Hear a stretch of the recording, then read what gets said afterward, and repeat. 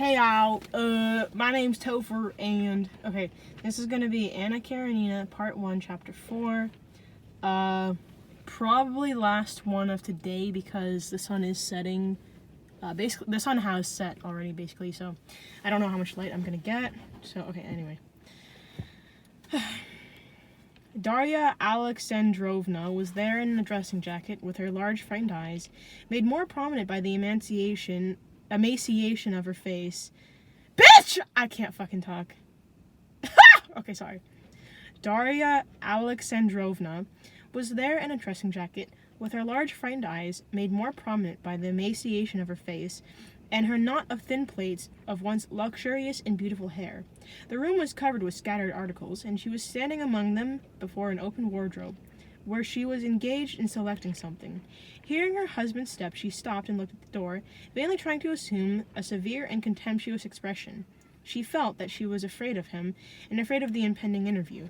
She was trying to do what she had attempted 10 times already during those 3 days, to sort out her own and her children's clothes to take to her mother's, but she could not bring herself to do it, and said again, as she had done after each previous attempt, that things could not remain as they were, that she must do something to punish and humiliate him, and to revenge herself, if only for a small part of the pain he had caused her.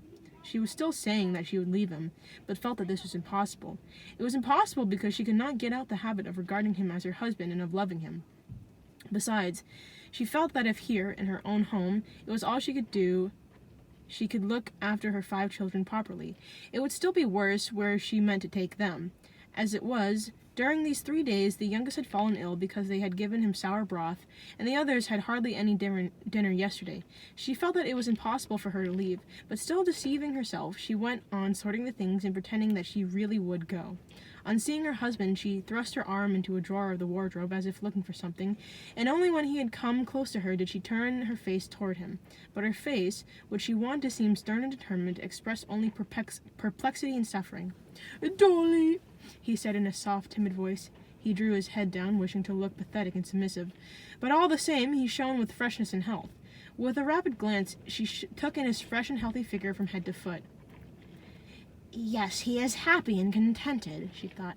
"But what about me, and that horrid good nature of which his people love and praise so? How I hate it!" She pressed her lips together, and a cheek muscle twitched on the right side of her pale and nervous face. "What do you want?" she said quickly, in a voice unlike her usual deep tones. "Dolly!" he repeated. Oh wait, she has a low voice? Oh bitch, I'm gonna give her a low voice. Ha ha! "Dolly!" he repeated unsteadily. "Anna is coming today." "But what's that to do with me? I can't receive her," she exclaimed. "But after all, Dolly, you really must," said he. "Go away, go away, go away!" she cried, as if in physical pain without looking at him. Oblonsky could think calmly of his wife, could hope that things would shape themselves, as Matthew had said, and could calmly read his paper and drink his coffee. But when he saw her worn, suffering face and heard her tone, resigned and despairing, he felt a choking sensation. A lump rose to his throat and tears glistened in his eyes. "Oh my God, what have I done? Dolly, for heaven's sake! You know—" He could not continue. His throat was choked with sobs. She slammed the doors of the wardrobe and looked up at him. "Dolly, what can I say? Only forgive me! Think, 9 years! Can't they atone for a momentary? Her eyes drooped, and she waited to hear what he would say, as if entreating him to persuade her somehow that she had made a mistake. A momentary infatuation," he said, and was going on. But at those words her lips tightened again, as if with pain, and again the muscle in her right cheek began to twitch. Go away from here," she cried in her still shriller voice, "and don't talk to me of your infatuations and all those horrors." She wished to go away, but staggered and held on to the back of a chair to support herself. His face broadened, his lips swelled, and his eyes filled with tears. "Dolly!" he said, now actually sobbing. "For heaven's sake, think of the children! They have done nothing! Punish me! Make me suffer for my sin! Tell me what to do! I am ready for anything! I am the guilty one! I have no words to express my guilt! But, Dolly, forgive me!" She sat down, and he could hear her loud, heavy breathing. He felt unutterably... What the fuck is that word? Unutterably sorry for her. She tried again and again to speak and could not. He waited. You think of our children when you want to play with them, but I am always thinking of them, and know they are ruined now," she said, evidently repeating of one of the phrases she had used to herself again and again during those 3 days. But she had spoken of "our children," and looking gratefully at her, he moved to take her hand, but she stepped aside with a look of repugnance. Wait, is that him saying? Okay. "I do think of the children, and would do anything in the world to save them, but I do not know how to save them, whether by taking them..." Oh, wait. Oops, sorry. That's Dolly saying that. Okay. Fuck! Okay. "I do think of the children, and would do anything in the world to save them, but I do not know how to save them, whether by taking them away from their father, or by leaving them with a dissolute father. Tell me, do you think it's possible for us to live together after what has happened? Is it possible? Say it. Is it possible?" she repeated, raising her voice. "When my husband, the father of my children, have love affairs with the children's governess." "But what's to be done? What's to be done?" said he in a piteous voice, hardly knowing what he was saying and sinking his head lower and lower. "You are horrid and disgusting to me," she shouted, getting more and more excited. "Your tears are water. You never loved me. You have no heart, no honor. To me you are detestable, disgusting, a stranger. Yes, a perfect stranger." She uttered that word, stranger, so terrible to herself with the anguish and hatred. He looked at her, and the hatred he saw in her face frightened and surprised him. Fuck.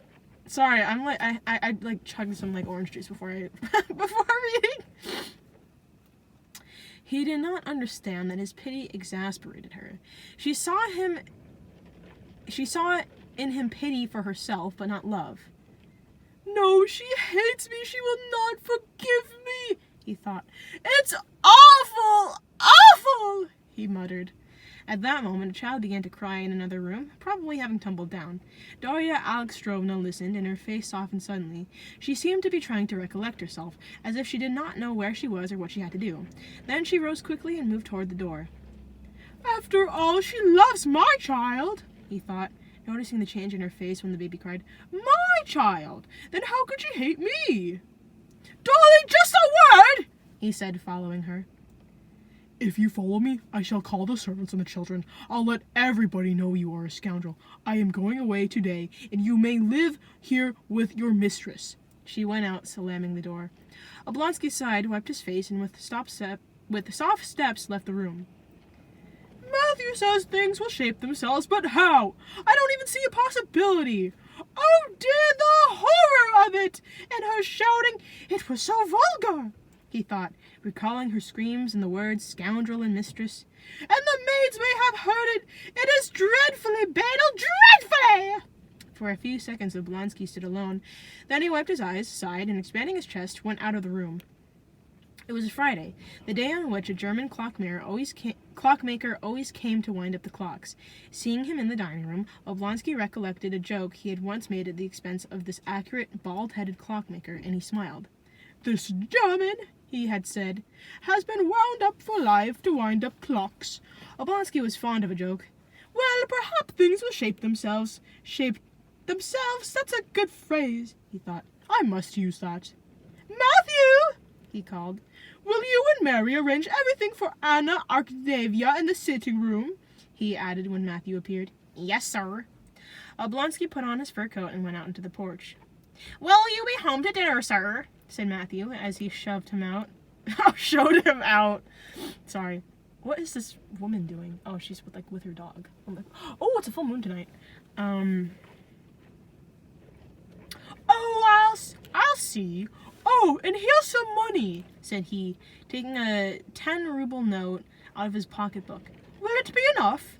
"Enough or not, we shall have to manage, that's clear," said Matthew, closing the carriage door and stepping back into the porch. Meanwhile, Darya Alexandrovna, after soothing the child, knowing from the sound of the carriage wheels that her husband had gone, returned to her bedroom. It was her only place of refuge from household cares. Even now, during the few minutes she had spent in the nursery, the English governess, Matrina Filimanovna, had found time to ask some questions that could not be put off, and which she alone could answer. "What should the children wear when they went out? Ought they to have milk? Should not a new cook be sent for?" "Oh, do leave me alone," she cried. And returning to her bedroom, she sat down where she had sat when talking with her husband. Locking together her thin fingers, on which her ring hung loosely, she went over in her mind the whole of their conversation. "Gone, but how did he finish with her?" she thought. "It is possible that he still sees her. Why didn't I ask him? No, it's impossible to be reunited. Even if we go on living in the same house, we are strangers. Strangers forever," she repeated, specially emphasizing the word that was so dreadful to her. "And how I loved him! Oh God, how I loved him! How I loved! And don't I love him now? Don't I love him more than ever? The most terrible thing."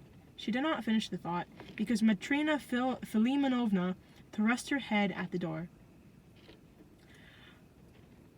"Hadn't I better send for my brother?" she said. "After all..."